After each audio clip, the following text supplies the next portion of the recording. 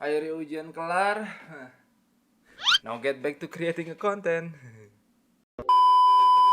Well, seperti yang kita ketahui, pada tanggal 11 Oktober 2022 yang lalu, negara Jepang telah secara efektif membuka bordernya untuk wisatawan mancanegara setelah selama lebih dari 2 tahun.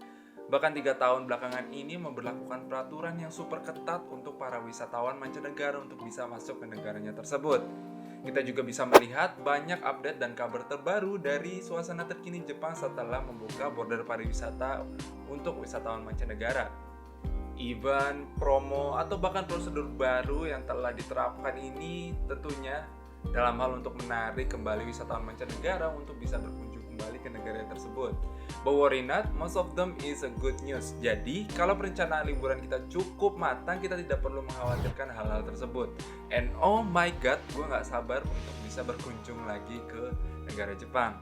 Nah, sekarang yang jadi pertanyaannya adalah buat kalian yang sedang menentukan kapan waktu terbaik untuk dapat berlibur ke sana, video kali ini kita akan membahas tentang berbagai alasan kenapa bulan Februari adalah bulan terbaik untukmu berlibur ke negara Jepang. Selamat datang kembali ke channel Funnywear. What is the best time to visit Japan?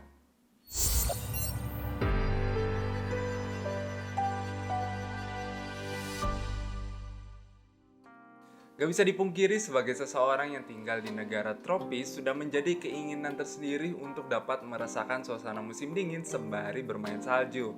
Musim dingin yang terjadi pada belahan bumi bagian utara itu terjadi pada tanggal 21 Desember sampai dengan 21 Maret. As for Japan, musim dingin itu terjadi ya sekitar bulan itu juga ya, bulan Desember sampai dengan bulan Februari. Itu berarti kita bisa pergi ke negara Jepang di bulan-bulan tersebut supaya bisa ngerasain musim dingin. Tapi, gue punya rekomendasi yang lebih baik daripada itu. Emang benar kalau gue keluar negeri itu pengennya yang ngerasain musim dingin ya, karena memang di Indonesia kan nggak ada turun salju gitu kan. Tapi kayaknya musim dingin itu bukan signature seasonnya Jepang deh ya. Atau bisa dibilang bukan musim yang menggambarkan Jepang banget. Yang kita tahu adalah musim semi adalah musim yang menggambarkan negara Jepang banget gitu. Dan iya betul, karena di musim semi kita bisa menyaksikan bunga sakura yang mulai bermekaran. Yap, cherry blossom. Tahu kan ya? Itu adalah sesuatu yang sering dijadikan sebagai atraksi di banyak poster promosi travel Jepang. Nah, jika kita pergi ke Jepang di bulan Februari, tidak hanya kita bisa mendapatkan suasana musim dingin, tapi kita juga dapat merasakan indahnya bunga sakura yang bermekaran. Hah? Loh, kok bisa? Karena pada bulan Februari, pada bagian selatan negara Jepang, bunga sakura itu sudah dapat kita lihat bermekaran untuk beberapa wilayah. Sebagai contohnya adalah wilayah Kawazuizu, yang sempat waktu itu gue sempat kunjungi ya. Nah, ketika gue bersempatan berkunjung pada bulan Februari, pada daerah Kawazuizu tersebut itu tengah diadakan yang namanya event Cherry Blossom Tunnel, di mana cherry blossom yang ada di daerah sana itu mekar di waktu yang lebih cepat daripada di daerah-daerah lainnya.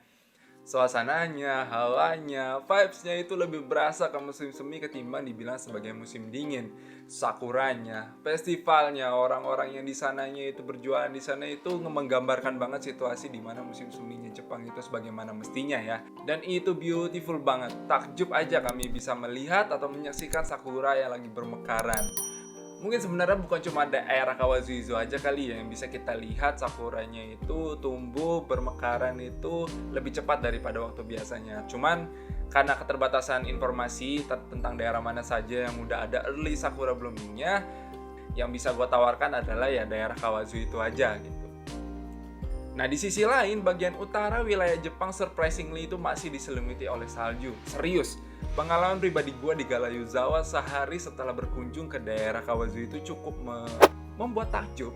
Karena hujan salju di daerah tersebut tuh masih cukup lebat gitu. Dan gue juga sempat berjalan-jalan di kota Yuzawa ya, supaya lebih immerse gitu ngerasain gimana keadaan atau vibes dari musim dingin yang terjadi di desa-desa di Jepang gitu. Pengalaman bersaljunya juga tambah dapat suasananya, vibes-nya itu ketika waktu itu gue juga sempat nyobain ya ski resortnya, karena kan Galayuzawa itu adalah salah satu resort ski yang besar di Jepang.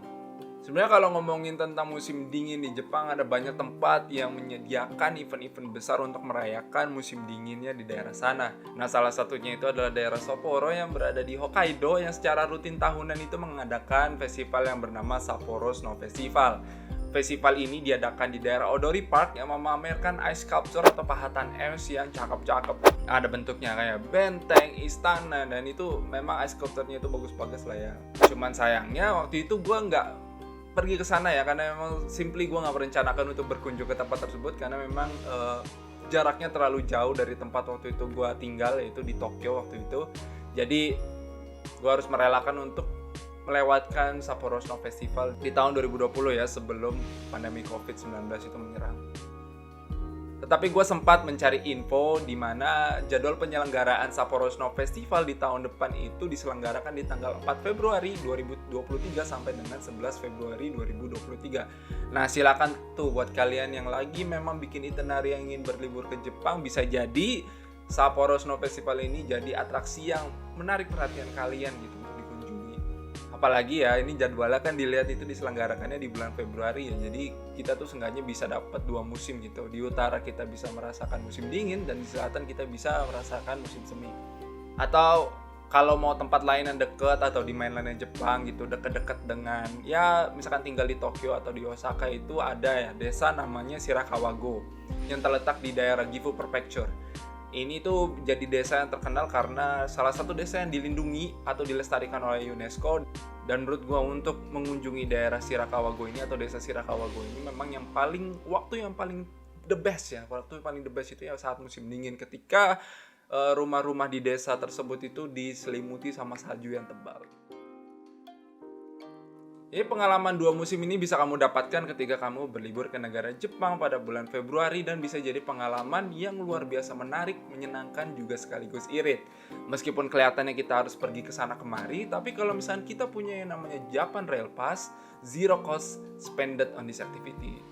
Jadi kita bisa loncatan dari satu kota ke kota lain itu tanpa merogoh kocek yang terlalu dalam, karena untuk dapat berpindah dari satu kota ke kota lain itu kalau misalnya kita mau cepet kan kita harus naik Shinkansen ya, sedangkan Shinkansen itu kan nggak murah gitu. Jadi kita bisa menggunakan Japan Rail Pass supaya dapat gratis naik Shinkansen lah ya. Gue yakin cukup dengan alasan seperti ini kalian akan menentukan waktu liburan kalian di Jepang itu pada bulan Februari. Nah, monggo ya buat kalian yang sedang membuat rencana berpergian ke negara Jepang itu bisa membuat itinerary atau pilihan di bulan Februari tersebut tuh menjadi pertimbangan gitu. Sebenarnya kalau sedang mempersiapkan untuk perjalanan di bulan Februari, minimal kita harus mempersiapkannya tuh 3, 4 atau 5 bulan sebelum keberangkatan. Alasannya ya supaya banyak pilihan yang masih bisa kita ambil sesuai dengan budget yang kita sediakan. Mulai dari akomodasi sampai dengan persiapan administrasi. Apalagi Jepang baru buka border ya, selama 3 tahun lebih ini memberlakukan peraturan yang super ketat pasca pandemi COVID-19. Jadi mungkin aja ada prosedur baru, bukan mungkin aja, memang ada prosedur baru yang ditambahkan untuk kita bisa traveling di sana. Nah, untuk kita lebih mengerti tentang prosedur barunya itu kan butuh waktu. Jadi kita harus bisa mempersiapkan perencanaan tersebut itu lebih matang lagi di jauh-jauh hari.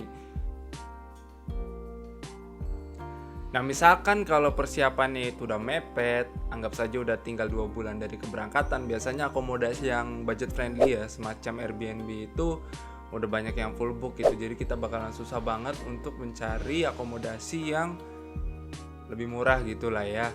Tapi kalau misalkan memang ternyata persiapannya itu mepet dan Airbnb itu nggak bisa jadi solusi karena semua tempatnya full book, sebenarnya juga ada sih akomodasi yang lumayan hemat. Itu adalah hotel ya, semacam hotel chain itu yang kalau di sini itu bisa kita bandingkan seperti kayak Oyo atau Red Doors atau Aerie yang di sini gitu. Dan ngomongin tempat-tempat tinggalnya di mana, itu ya daerah Asakusa sih memang kalau menurutku itu yang paling budget friendly gitu buat turis dari Indonesia. Pengalaman 2 musim ini bisa kamu dapatkan ketika kamu berlibur ke negara Jepang di bulan Februari, dan bisa jadi pengalaman yang luar biasa menyenangkan, menarik, dan juga sekaligus irit.